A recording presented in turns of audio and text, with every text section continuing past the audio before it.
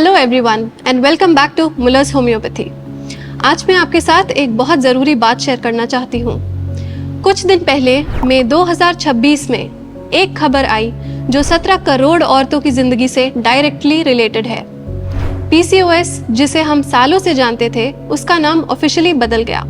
अब इसको PMOS कहते हैं।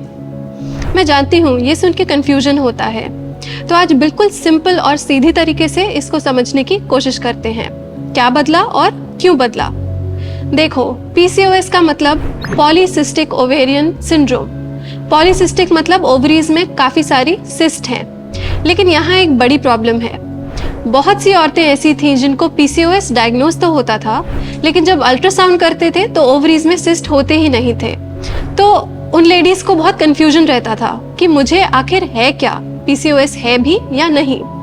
कई केसेस में अगर ओवरीज में सिस्ट नहीं भी हैं, तब भी PCOS के रॉटरडैम डायग्नोस्टिक क्राइटेरिया के हिसाब से पॉसिबल था कि उन्हें PCOS हो। पॉलीसिस्टिक ओवरीज में अल्ट्रासाउंड में छोटे छोटे इमैच्योर फॉलिकल्स जो पार्टली डेवलप्ड एग्स के आसपास होते हैं और हार्मोनल डिस्टर्बेंस की वजह से डेवलप नहीं हो पाते हैं, उन्हें सिस्ट कहा जाता है। तो ये एक्चुअल सिस्ट नहीं है। अब ये नाम बदलना आसान नहीं था। ये एक 14 साल की मेहनत का नतीजा है। मोनाश यूनिवर्सिटी की लीडरशिप में 26 बड़ी मेडिकल ऑर्गेनाइजेशंस ने मिलकर काम किया। 14,000 से ज़्यादा पेशेंट्स और हेल्थ प्रोफेशनल्स से ग्लोबली पूछा गया और मई 12, 2026 को दी लैंसेट, दुनिया की सबसे रिस्पेक्टेड मेडिकल जर्नल में ऑफिशियली पब्लिश हुआ। नया नाम, नई सोच और लाखों औरतों के लिए सही डायग्नोसिस और ट्रीटमेंट की उम्मीद। तो PMOS क्या है? इसका पूरा नाम है poly endocrine metabolic ovarian syndrome. थोड़ा बड़ा नाम लगता है, तो पार्ट बाय पार्ट समझते हैं। पॉली मतलब कई सारी, एंडोक्राइन मतलब हार्मोन से रिलेटेड, बॉडी के केमिकल मैसेंजर्स जो हर सिस्टम को कंट्रोल करते हैं। मेटाबॉलिक मतलब बॉडी का energy, weight, blood sugar management system. Ovarian मतलब ओवरीज भी इन्वॉल्व हैं, लेकिन सिर्फ वही नहीं। तो पूरा मतलब क्या हुआ?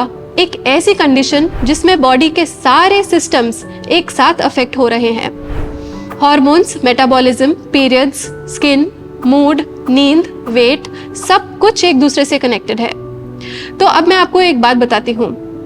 अगर आपको इरेगुलर पीरियड्स हैं, कभी टाइम पर आते हैं, कभी नहीं, अगर वेट बढ़ रहा है बिना किसी खास वजह के, अगर चेहरा खराब हो रहा है, एक्ने है या पिगमेंटेशन है, अगर हमेशा थकान रहती है, नींद पूरी तो होती है मगर फिर भी लगता है कि एनर्जी ही नहीं है, अगर मूड बहुत ज़्यादा ऊपर नीचे होता है, एंग्जाइटी, इरिटेबिलिटी फील होती है, तो ये सब अलग अलग प्रॉब्लम्स नहीं हैं, ये एक ही कंडीशन के अलग अलग चेहरे हैं।